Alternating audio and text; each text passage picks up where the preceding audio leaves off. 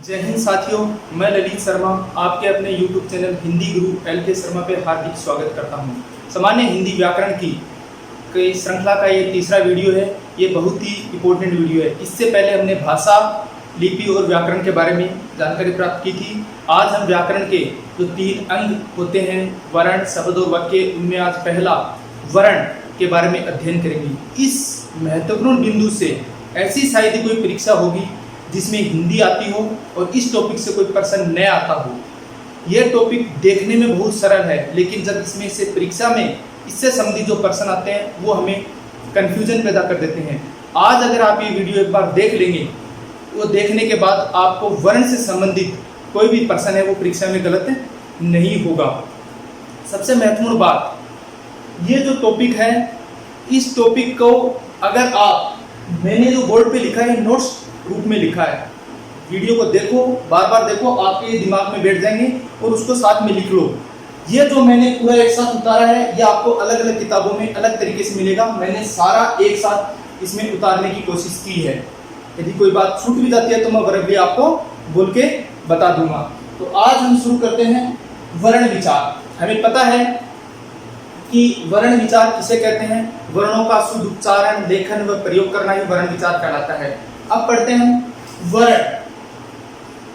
वर्ण क्या है, वर्ण किसे कहते हैं, इसकी अलग अलग डेफिनेशन है। एक होता है वर्ण, एक होता है ध्वनि, एक होता है अक्षर।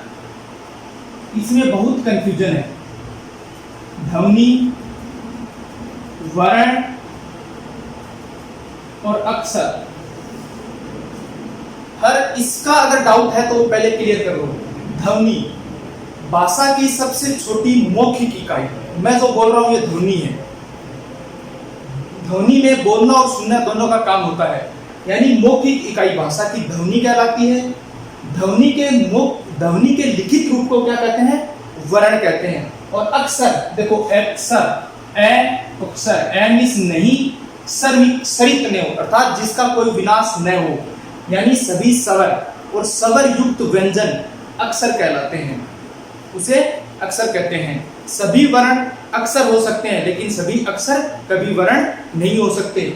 वर्ण है वो अखंड है, वर्ण है मूल। वर्ण जो होते हैं उनके टुकड़े नहीं किए जा सकते, जबकि अक्षर के टुकड़े किए जा सकते हैं, क्योंकि इसमें एक या एक से अधिक ध्वनि होती है। फॉर एग्जाम्पल, ये क अक्षर है। अगर कब क्यों अक्षर है, क्योंकि इसमें ए की ध्वनि मिली हुई है, तो इसलिए इसके टुकड़े हो गए, लेकिन क का टुकड़े नहीं हो सकते, तो ये वर्ण हो गया। ये अभी इसकी परिभाषा देखो। वर्ण भाषा की मौखिक इकाई, ध्वनि के लिखित रूप को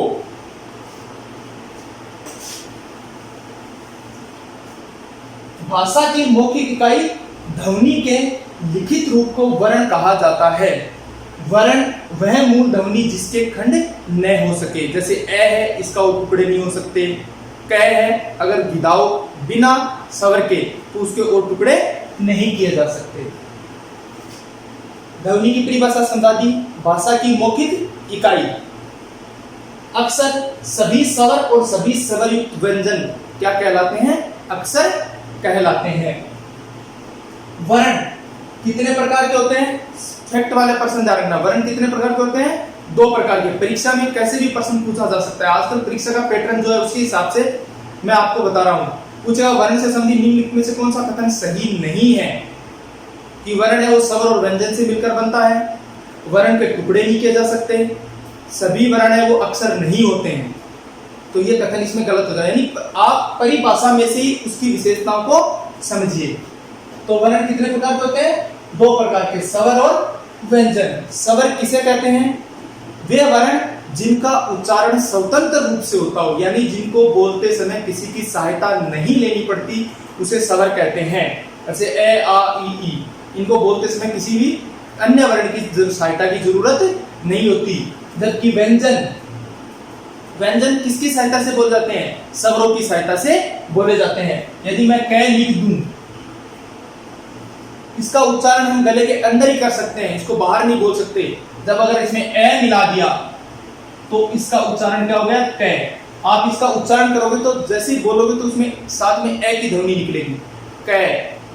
तो इस तरीके से व्यंजन किसे कहते हैं? वे वर्ण जो स्वरों की सहायता से बोले जाते हैं उनको क्या कहते हैं?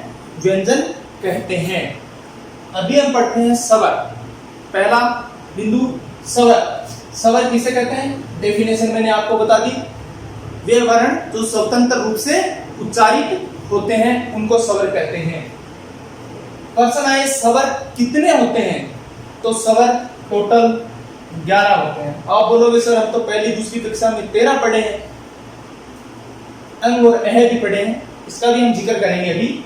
परीक्षा में पहला प्रश्न ध्यान रखना है, चाहे कोई भी परीक्षा अगर पूछा जाए स्वर कितने हैं तो टोटल 11 हैं। ए, आ, ई, उ, री, ए, ऐ, ओ, औ। बहुत से बड़े बड़े जिन्होंने किताबें लिख रखी है राइटरों ने, जिसमें री को उन्होंने स्वर की गिनती में नहीं माना है, लेकिन आरबीसी और एनसीईआरटी और सीबीएसई ने री को भी स्वर की संख्या में गिना है, जबकि मूल भाषा में स्वरों की संख्या 13 होती है, लेकिन हमारी हिंदी में कितनी है? 11 है। अंग और अह क्या है? ये अयोग वहा ध्वनि है। अयोगा, अ मिस नहीं, योग मिस जोड़ना, वहा मिस वह करना, यानी वे वर्ण जो किसी के साथ जुड़ते नहीं हो, सम्मिलित नहीं होते, अर्थात इनका योग है वो केवल स्वरों के साथ ही होता है। इसको बोलते हैं अनुस्वार और इसको बोलते हैं विसर्ग। इन्हें बोलते हैं अयोगवा ध्वनि। तो अयोगवा ध्वनि कितनी है? 2। अब आता है मात्रा से सम्मिलित प्रश्न। इसी में प्रश्न आए स्वर कितने हैं? तो 11। मात्राएं कितनी हैं? तो मात्राएं होती हैं 10, क्योंकि ए स्वर है वो उदासीन होता है, उसकी कोई मात्रा नहीं होती है। यदि परीक्षा में प्रश्न पूछा जाए कौन सा स्वर उदासीन होता है तो वो कौन सा स्वर है? ए। तो उदासीन स्वर है ए। अब है स्वरों के प्रकार। यदि प्रकार सीधा प्रश्न आए स्वरों के कितने प्रकार हैं तो वो 3 ही होते हैं हमेशा। ध्यान रखना है, ह्रस्व स्वर, दीर्घ स्वर और प्लुत स्वर। यदि ये प्रश्न पूछा जाए संधि के आधार पर स्वर कितने प्रकार के होते हैं तो होते हैं 2 प्रकार के, ह्रस्व स्वर और दीर्घ स्वर। अभी हम पढ़ते हैं। सबसे पहले पहला प्रकार, मात्रा या उच्चारण के आधार पर स्वर के भेद। मात्रा या उच्चारण के आधार पर स्वर 3 प्रकार के होते हैं, ह्रस्व स्वर, दीर्घ स्वर और प्लुत स्वर। ह्रस्व स्वर जिनका उच्चारण करते समय कम समय लगे उन्हें ह्रस्व स्वर कहते हैं। इनकी संख्या 4 है, ए, ई, उ और री। टोटल कितनी है? 4। इन्हीं स्वरों को चारों को क्या कहते हैं? मूल स्वर भी कहते हैं, ह्रस्व स्वर भी कहते हैं, लघु स्वर भी कहते हैं, एक मात्रिक स्वर भी कहते हैं। जो मैं बोल रहा हूं उनको 2 पॉइंट लिखते जाओ। यदि आपको क्लास का आनंद आ रहा है तो इस क्लास को लाइक करें, शेयर करें और सब्सक्राइब करें। आपको एक नए अंदाज में हिंदी पढ़ने को मिल रही है। तो ह्रस्व स्वर कितने हुए? 4। दीर्घ स्वर, दीर्घ से पता चला दीर्घ, दीर्घ यानी जिन स्वरों का उच्चारण में दुगना समय लगे, यानी ह्रस्व शब्दों से ज्यादा समय लगे, उनको बोलते हैं दीर्घ स्वर। उनकी संख्या कितनी है? 7। कौन कौन से? आ, ई, उ, ए, ऐ, ओ और औ। टोटल कितने हुए? 7 स्वर हुए। ध्यान रखना है, इसमें कई बार इनमें कंफ्यूजन होता है कि इस पे 1 मात्रा लगेगी 2 मात्रा लगेगी। देखो इसमें ए कोई मात्रा लगी इसका मतलब इसकी 1 मात्रा है, जिसके ऊपर 1 मात्रा लगी इसका मतलब इसके ऊपर 2 मात्रा है। इसका उच्चारण होता है ए और आई, ओ, औ। दीर्घ स्वर, यहां एक चीज और ध्यान रखना, ये जो 4 हैं आई, औ, ए, ऐ, ओ, औ, इनको संयुक्त स्वर भी कहते हैं। ये 2 भिन्न स्वरों के मेल से बनते हैं। ए प्लस ई मिलके ए बनाते हैं और ए प्लस ए ऐ मिलके ऐ बनाते हैं। ए आ मिलके उ, ए प्लस उ मिलके ओ बनाते हैं। तो इन्हें संयुक्त स्वर भी कहते हैं। ध्यान रखना है, संयुक्त स्वरों की संख्या कितनी है? 4, ए, ऐ, ओ औ। तीसरा है पलुत स्वर। पलुत स्वर जिसमें बोलने में तिगुना समय लगे, यानी दीर्घ स्वर से अधिक समय लगता हो, उसे पलुत स्वर कहते हैं। इनकी संख्या टोटल कितनी है? 8 ए और 7 दीर्घ स्वर। पलुत का उदाहरण जैसे ओम। ओम बोलते समय उसमें ध्वनि निकलती है ओम। इसके अलावा यदि हम कुएं में बोलते हैं तो कई देर तक आवाज निकलती है, या बच्चा जब रोता है, या हम जब किसी प्रार्थना में स्कूल में जब शुरू में प्रार्थना बोलते थे आगे खड़े होके, तो उसमें जब लंबा स्वर खींचते थे तो वहां ये आता है जैसे मैया आ की ध्वनि निकली, या बच्चा जब रो रहा हो सुनना, उस पर गौर करना, तो वो हमेशा पलुत ध्वनि निकालता है। तो मात्रा उच्चारण क्या था? स्वर कितने प्रकार के हुए? 3 प्रकार के, ह्रस्व स्वर, दीर्घ स्वर और पलुत स्वर। ह्रस्व संख्या कितनी है? 4। दीर्घ की कितनी है? 7। इसी में क्या है? संयुक्त स्वर है। संयुक्त स्वरों की संख्या 4। पलुत स्वर 8 होते हैं, ए और 7 दीर्घ स्वर। नेक्स्ट है ओष्ठ आकृति के आधार पर। ओष्ठ आकृति यानी हमारे होठों के आधार पे कितने प्रकार के स्वर हैं? 2 प्रकार के। एक होता है वृत्ताकार, एक होता है अवृत्ताकार, या फिर वृत्तमुखी, अवृत्तमुखी। वृत्ताकार में यानी गोल हो जाएंगे, गोल की आकृति में हमारे होठ हो जाएंगे, तो उनकी संख्या टोटल 4 है। कौन कौन से आप बोलोगे? स्वरों का बोलो, ये प्रैक्टिकल करने से आएंगे, जैसे उ, ओ, औ। बाकी बच गए वो सारे कौन से हो गए? अवृत्ताकार। बस इसी तरीके से याद करो, इनमें से किसी एक को याद कर लो, वो याद हो जाएंगे। तो ओष्ठ आकृति के आधार पर स्वर 2 प्रकार के, वृत्ताकार और अवृत्ताकार। वृत्ताकारों की संख्या 4 और अवृत्ताकारों की संख्या 7। जो बच गए ए, आ, ई, री, ए, आई, इनको बोलते समय हमारे होठ है वो गोल नहीं हो रहे हैं। इसके अलावा विदेशी स्वर, जिसे आगत बोलते हैं, ग्रहित यानी जो दूसरी भाषा से आया है, विदेशी भाषा से हमारे आया है, जैसे डॉक्टर बोलते हैं, कॉलेज बोलते हैं, तो वो भी किसमें आता है? वृत्ताकार स्वरों में आता है। नेक्स्ट, जीभ की क्रियाशीलता के आधार पर स्वर। जीभ की क्रियाशीलता के आधार पर स्वर है वो 3 प्रकार के होते हैं। ध्यान रखना है, प्रश्न जिस तरीके से आ रहा है वो मैं आपको पैटर्न बता रहा हूं। जीभ की क्रियाशीलता के आधार पर स्वर 3 प्रकार के, अग्र स्वर, मध्य स्वर और पश्च स्वर। आप बोलोगे सर ये इतने हो गए, याद कैसे होंगे? मैं वही तरीका आपको बता रहा हूं।